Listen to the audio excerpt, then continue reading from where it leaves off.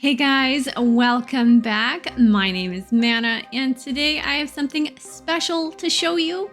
I made a legacy challenge called Just a Little Witchy, and today we're going to go through it. I will be starting this soon, so let's take a peek at the rules and clear up any misunderstandings in my writing. Okay, so here we are in my Canva where I made this little infographic, I guess is what it is. So let's start reading and explain a little bit about this challenge. Okay, so Just a Little Witchy challenge. A house cannot truly become alive without a witch tending to its hearth fire. This house has been vacant for a very long time. It was nearly condemned this past week. It knows it needs a lot of work done. They had a hard time getting rid of the last unworthy witch. It had to practically burn itself to the ground to get them to take the hint. Unfortunately, the burnt smell doesn't make many witches want to live there. It would take a special kind of witch to see past the house's faults. It's been nearly 100 years since a worthy witch has lived in its walls. The house feels its hearth fire is fading into the ether, until one fateful day the door swings open. Now, I have included it's a kind of like a build kind of thing, because you kind of see the point of view through the house. The house is a part of the family pretty much. So our lot traits to start is going to be penny pixies, homie, and gnomes. The house wants witches to live in it. It's inviting. It's wanting. I like the idea of having a magical house. I love reading books where the house is alive and, the clock chimes and it sounds like something, or it's warning something. It's trying to keep their witches alive and safe. And I kind of like the idea of a house spirit kind of thing. Now, the lot challenges is extensive because I got spooky, creepy crawlies, wild prairie grass, maintenance trouble, mold, grody, filthy, off the grid, and cursed. Don't worry, these will be removed once Gen 1 completes all their generational goals. If you don't have the packs that come with this challenge, don't worry about it. Just use the ones you do have and just try and match the lot traits with the witch theme. You'll see it when we get into each generation. I'll go through each of those little infographics. Our building a lot size. I have here any, because any lot size would work. I just like the larger lots in this world, like the 40 by 30s, the 50 by 40s, and my ultimate favorite is 64 by 64. I like a large, sprawling garden, and I want a pool. I want a greenhouse. I want all the really cute things. And we will be making a lot of it in the garden. Now, there are a few building rules. You can make it a Victorian, Edwardian, or any style that you deem is old style, ancient, cozy. I use an example of the Encanto inspired house is really cool. I love that idea. If you can find the house from Practical Magic, oh, that would be so cool. It's really pretty. I love that idea of having an old style house. Now, you can fire damage, say the countertops, the couches, all that stuff. This will be a little bit tedious. This is not a part of the challenge. This is just for aesthetics. So anything that can be damaged, please damage. This house has been through a fire, so there might be missing walls and windows. Make sure the room's bones are still there, because you can't add to the house after the challenge starts. And what I mean by bones, I mean have the platforms, have a few of the walls still connected so that you can see where the rooms are, that kind of thing. Use the dirtiest, most disgusting swatches for your build buy items, or don't have any items at all, because the old witch might have taken all their stuff, or looters have come and taken everything. That's perfectly fine too. I like using the dark swatches for the woods, the paneling, the exterior, the interior, like for walls, flooring, and roofing, just to look like it's charred or, it's old fashioned. So sometimes the houses were a little dark. Now, the landscaping outside is overgrown, lots of grasses, lots of dried grasses, weeds. You get the picture. The pools and the ponds just turn them green and gross. There has been no pool boy to look after these things. Now, the house is deemed historical. That is the reason why we can't change the walls after the challenge starts. The above ground levels cannot be altered in any significant way. So you can't extend your kitchen and you can't move the library or things like that. When the house is there, the shell is the shell and you can't change it. You may add existing wall floor areas back in during the reno stage if they were removed for damage effect. The room platforms must still be there. That goes without saying. Why? Now there was a basement cellar option. Now basement level 1, I do have envisioning there is a basement because all old homes had at least a cellar. Basement level 2 is what I'm considering new dig, new things.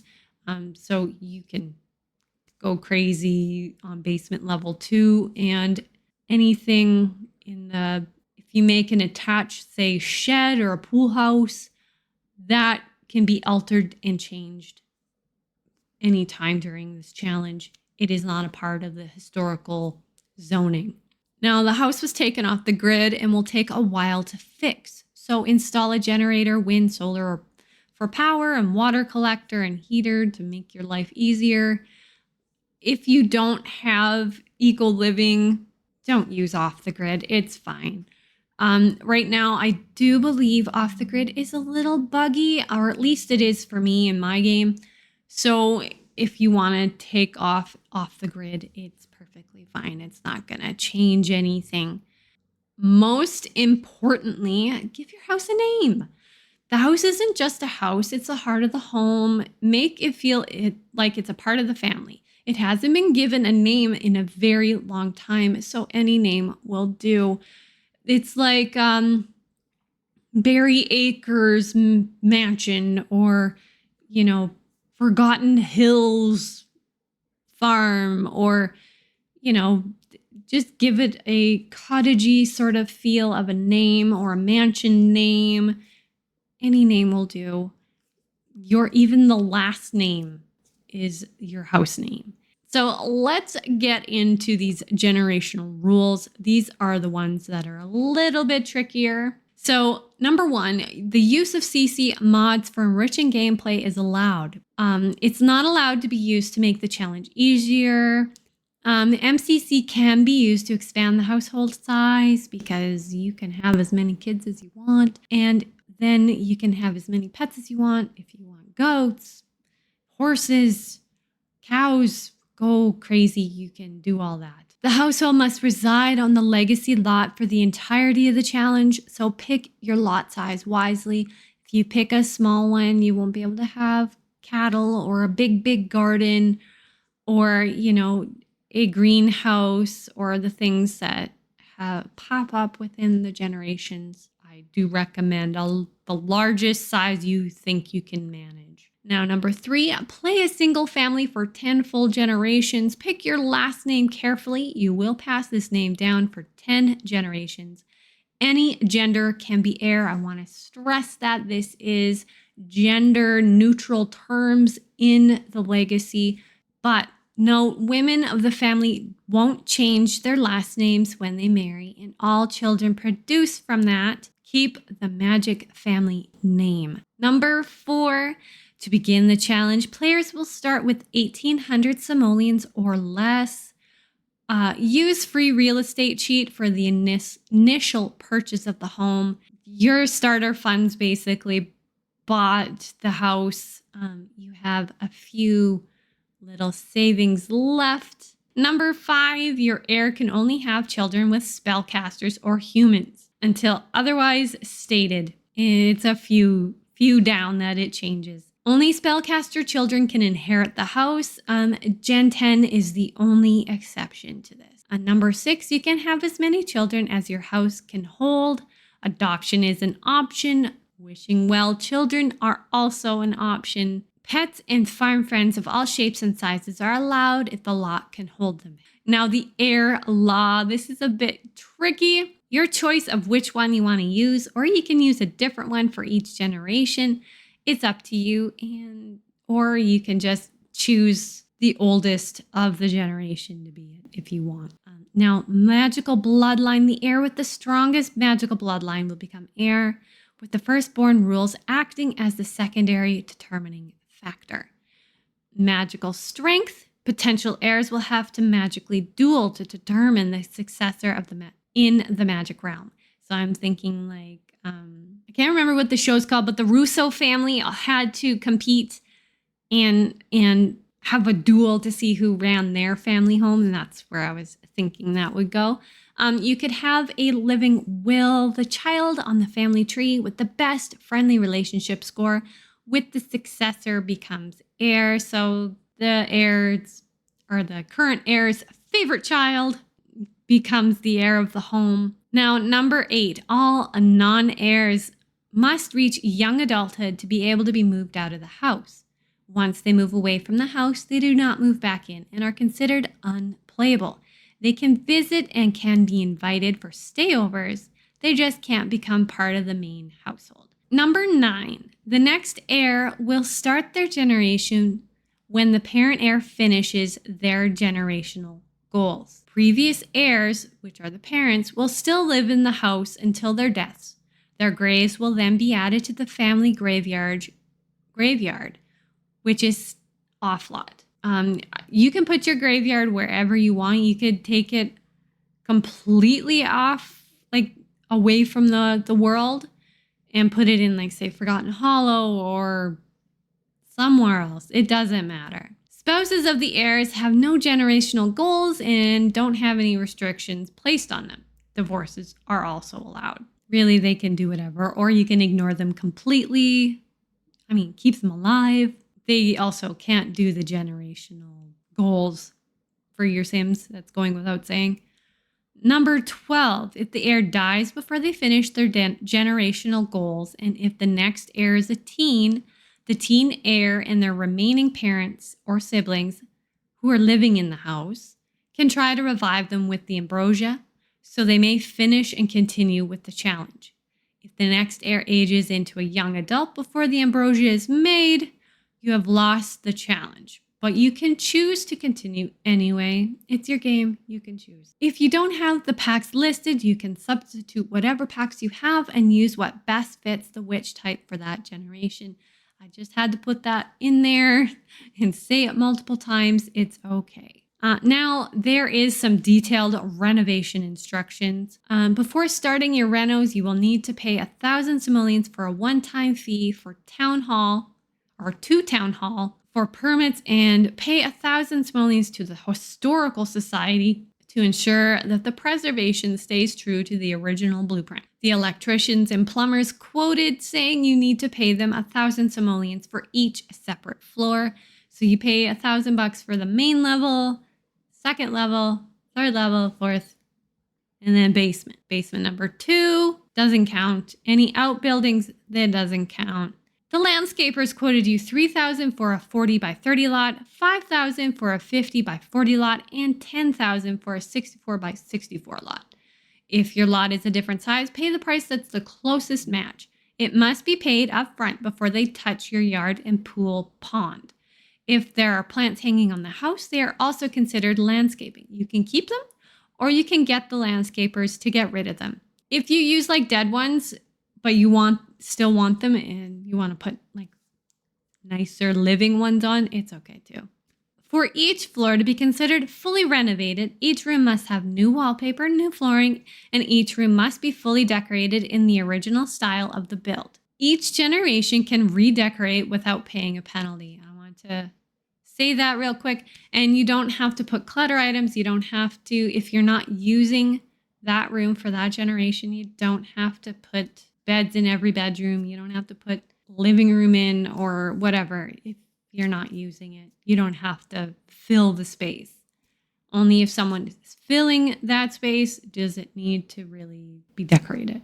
The final exterior color of the house must not be black. Only window trim, eaves, soffits, and fascia can be black. I'm just thinking because black kind of feels like the house is burnt. So to get rid of that feeling, you don't use black. I know some people will want to use like a dark, scary, witchy house. I like the idea of perking it up and making it a happy, fun color because this is a happy, fun challenge.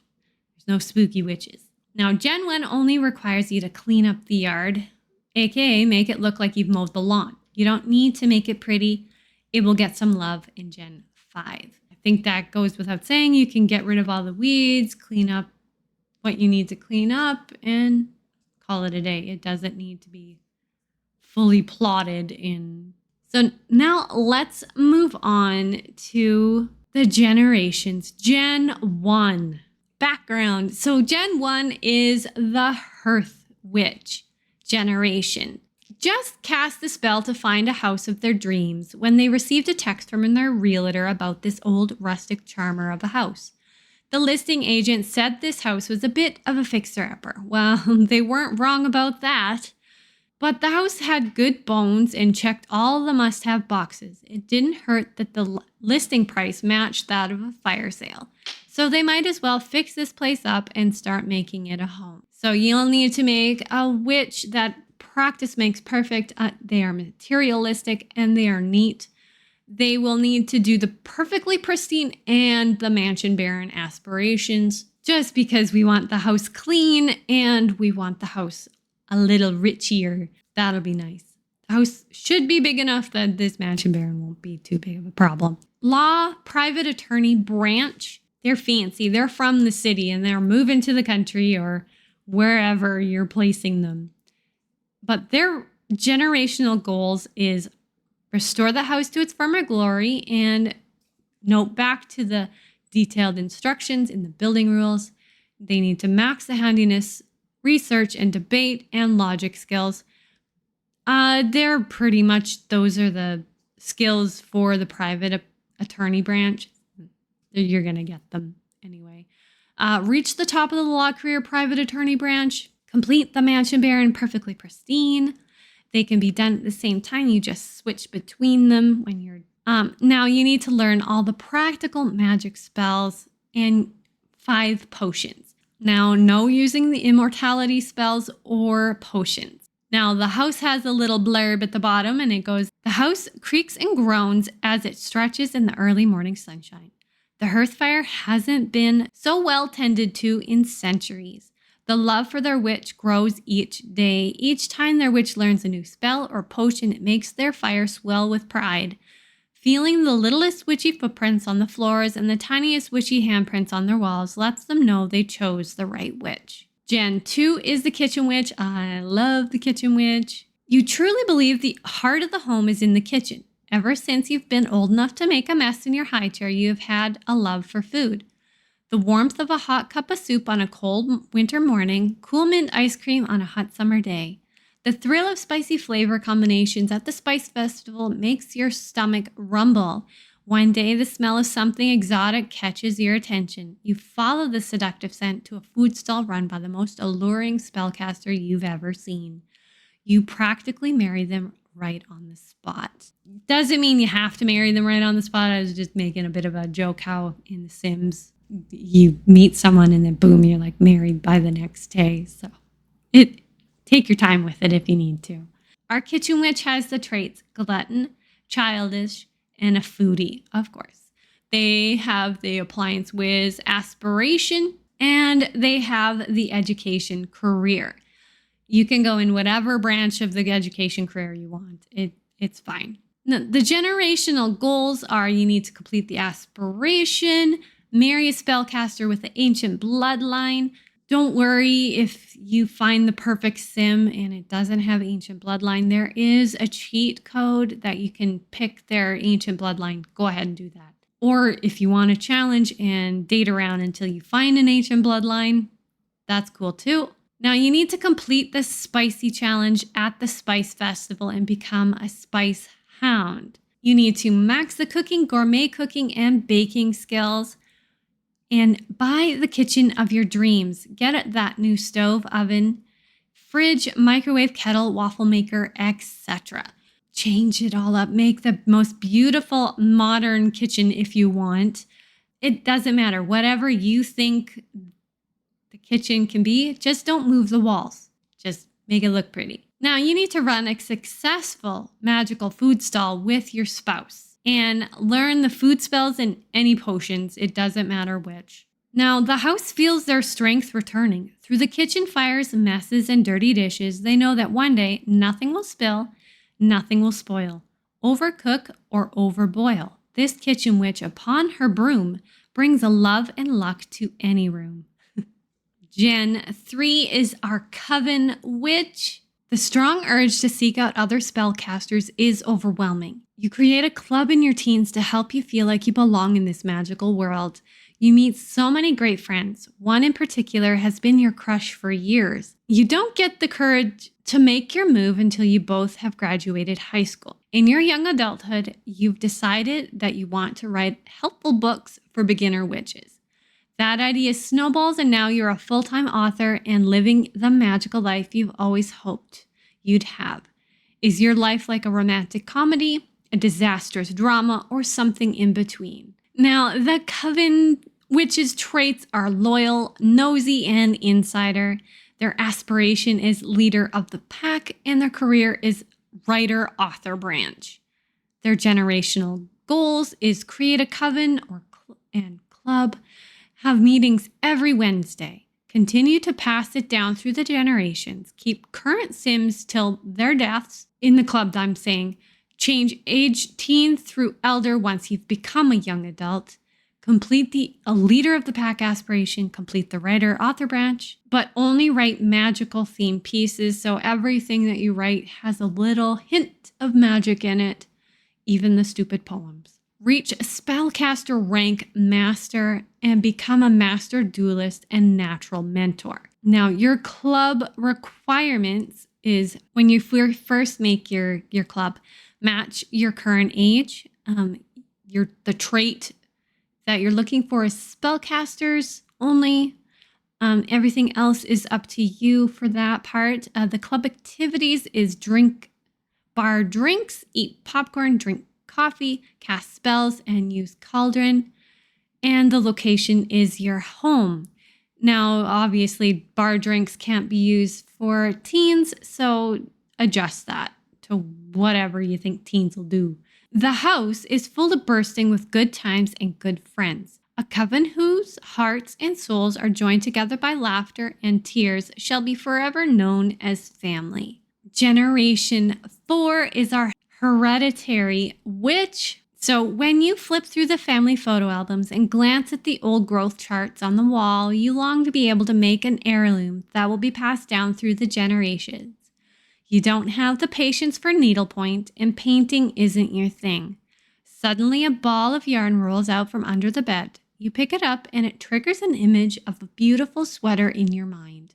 This heirloom has chosen you. It wants to be made. You could infuse the item with protective knots, but you need to be careful. If it's done wrong, you could curse the family for generations. What I was thinking there is that really crazy sweater that has the big scarf and all the pom-poms all over it. That is your generational heirloom. That will be fun. You can also make other ones too, but that's the one I was thinking of when I wrote it. Now, your traits are cat lover, perfectionist, and snob. And when you become an elder, pick wise. Maybe if you're lucky, it'll be one of your bonus traits. And then you don't have to change anything. Your aspiration is Lord, Lady of the Knits. There, okay, I fixed it. The career is self-employed, and you can run yourself a craft table. or sell your stuff on Plopsy. It's okay. Whatever works. I know Plopsy is a little iffy sometimes. So our generational goals is complete Lord and Lady of the Knits, max our knitting skill, research the family's genealogy until you discover a long-lost relative, and have a family reunion. Now, if you don't have growing together, please ignore that. Start a keepsake box to hand down to the next heir, adopt a cat, and have your siblings over for supper every Sunday. It doesn't go on past this generation, but yeah. Remember to have coven meetings, as Jen can add their own spin to the gatherings with knitting as an activity. Now you should learn 5 spells or potions. The house feels cozy and warm as if it's wrapped in a blanket. It stretches its protective magic out to the property lines. The golden glow that's barely visible brings comfort to all who enter this sacred space. Its hearthfire is protected by the sacred knots. Now, generation 5 is our green witch generation. The garden seems to come alive when you walk through the garden gate. The flowers stand straighter, vegetables grow larger, the birds, the bees, and the cute little rabbits all enjoy your company. It all started the night you were chosen as the heir of the family home. You found a rare seed packet in the seed catalog, so on a whim you bought one to see what you could get. You plant a seed called Forbidden Fruit of the Plant Sim. When it fruits, you must try a taste. It looks like the best apple you've ever seen. So our witch loves the outdoors, is active, and a vegetarian. Their aspiration is purveyor of potions, and their career is a self-employed farmer. You don't actually have to register as a farmer, but it's just a stand-in. Their generational goals are complete the purveyor of potions aspiration, build a greenhouse unattached to the house, max the gardening skill so you can purchase a rare seed packet, find the forbidden fruit of the plant sim seed and plant it, of course. Become a plant sim during every summer season after being chosen as the next heir, or when they become a young adult, depends on your succession choice. Plant every plant that is in the game in the greenhouse. Remember to have your coven meetings. This Jen can add their own spin on the gatherings or replacing all the activities with garden-centered ones if you want. You could invite the coven over and help you weed. Learn the L'Oreal, oh, that one's a hard one, and the Herbio spells, and any other spells and potions you want. The house feels this quote sums up how they feel about their witch now that the garden has grown. Wild witch, the green forests are woven through your spirit, and the animals of the earth run in your veins. Your heart is wild, and your soul is free. Never be tamed by unknown. Gen number 6 is our crystal witch, and I won't lie, I love this one. I like the crystal crafting. Your parent had a fascinating connection to plants above the ground, but you loved what was beneath it. As above, so below was always your motto. Your parent was the above and you were there below. You loved the little treasures you found in the dirt. Fossils, minerals, and long-lost toys were found most often. But your favorite things to find were crystals. They hummed with life, constantly telling you what shapes they would love to be. You were gifted a crystal crafting table for Winterfest in your teens, and since then, you've been dedicated to your craft. You love the stones so much you've decided to become a scientist so you can discover even more about them. So your little witch's traits are genius, romantic, and proper. Their aspiration is crystal crafter, and their career is scientist. The generational goals are buy a crystal crafting table when you are a teen. It doesn't have to actually be Winterfest to get it. You just can give it to them whenever. Complete the crystal crafter aspiration. Reach the top of the scientist career. Complete the elements collection. Marry an alien, but their heir needs to be a spellcaster. Place crystals cut or uncut in every room of the house. Plant a crystal tree. And remember to have your coven meetings. This gen can add moonbathe to the activities. Now, the house crackles with energy. The crystals placed in each corner rejuvenate their energy. The house knows crystals only whisper secrets to those who listen with their hearts and minds wide open. The ancients tell us when you hold a crystal, you hold a piece of Earth's magic. Gen 7 is our eclectic witch, and you want to know everything there is to know about your craft. It's going to take a lot of planning and scheduling to fit it all in. You have a strong sense of community and want to use your magic for the good of all. Knowing the bad magic spells just makes it so you can recognize a problem if it comes up, not so you can secretly hex your ex, right?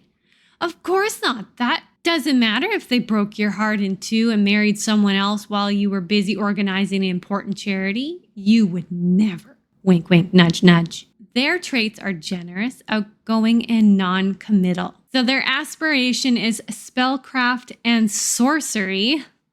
And their career is not scientist. My goodness, I thought I fixed this. Okay, so their career is politician, charity organizer. Now, their generational goals is complete the spellcraft and sorcery aspiration, reach the top of the politician, charity organizer career, have as many boyfriend and girlfriends as you want.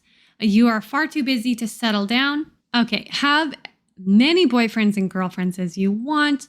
You are far too busy to settle down. Hex your exes, which example is use the zip zap spell them whenever you see them around town. Don't have children with any boyfriend and girlfriends. You practice safe woohoo.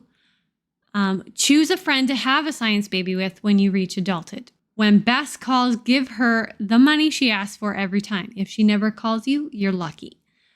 Remember to have your coven meetings. This gen can add hangout by fire to the activities. Through the doorways, the house feels. Through the hearth, the house hears.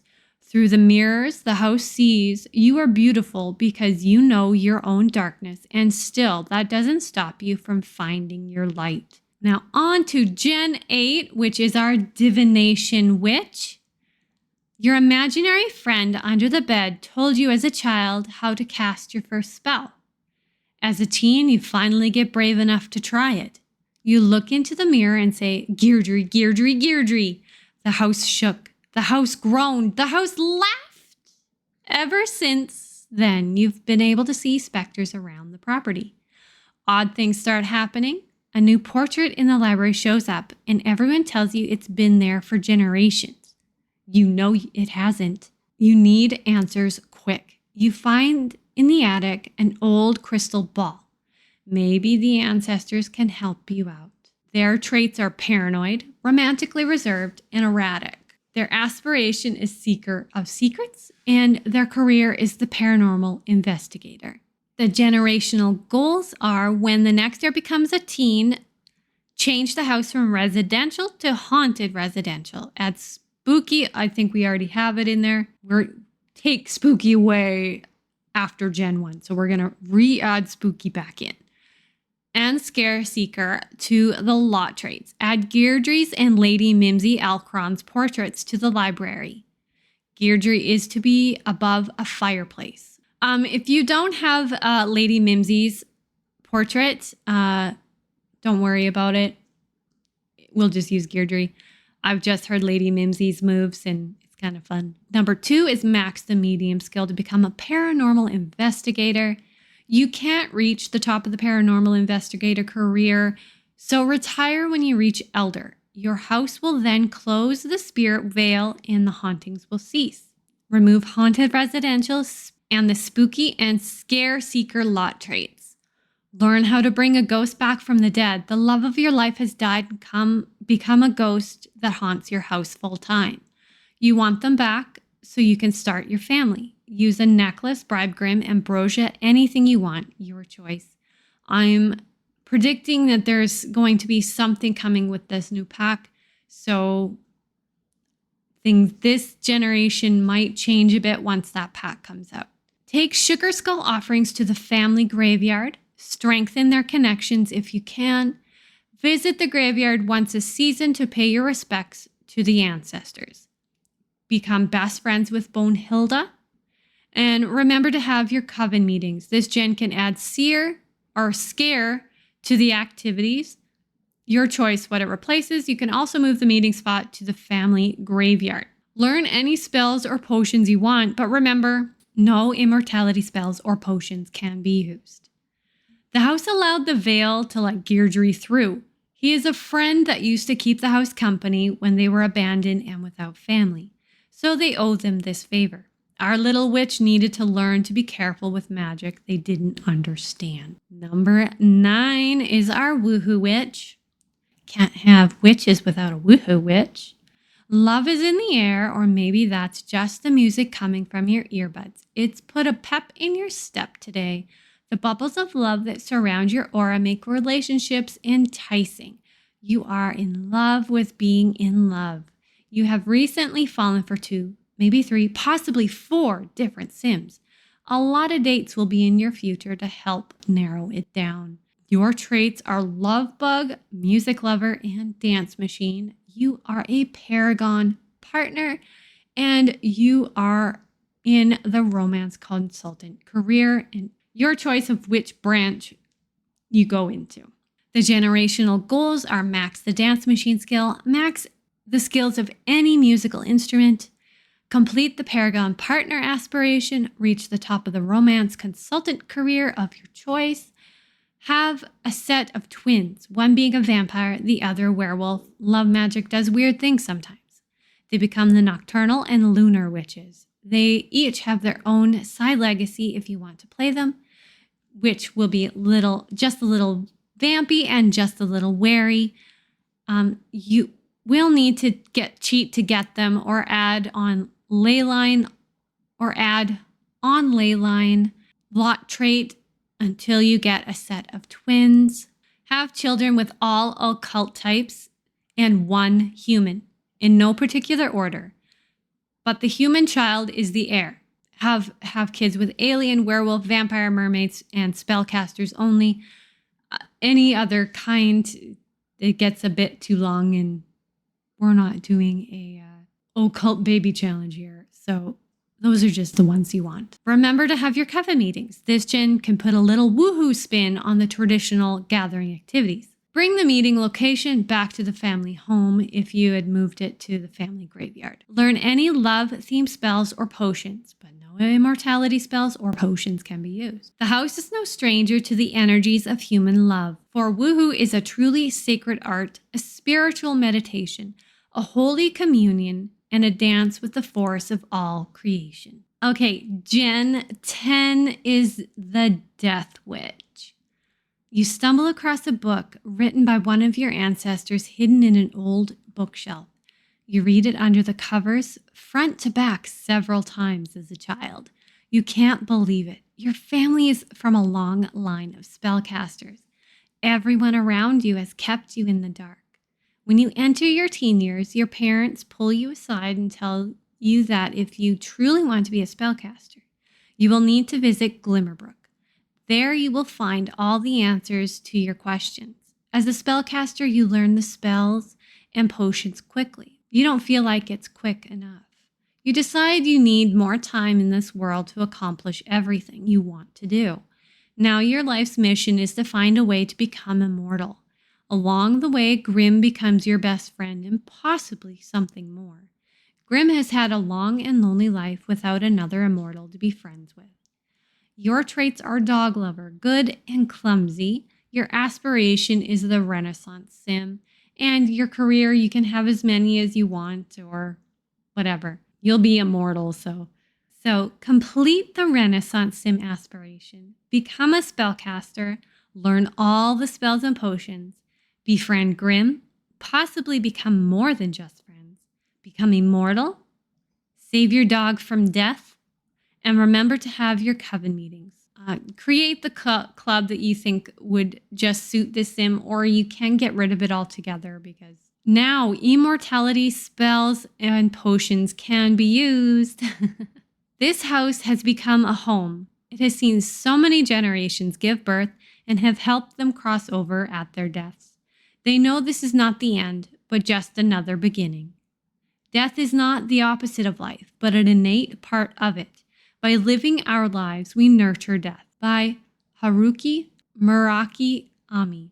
So this is my generational challenge. I hope you all give it a try. And I hope I've made things a little clearer now that we've gone through it. I will be posting a speed build of my generational house on one of the videos coming up here. So keep a lookout for that. Thank you all for watching. Don't forget to like and subscribe and hit that notification bell so you're always notified whenever I post another video. And with that being said, bye guys! See you next time.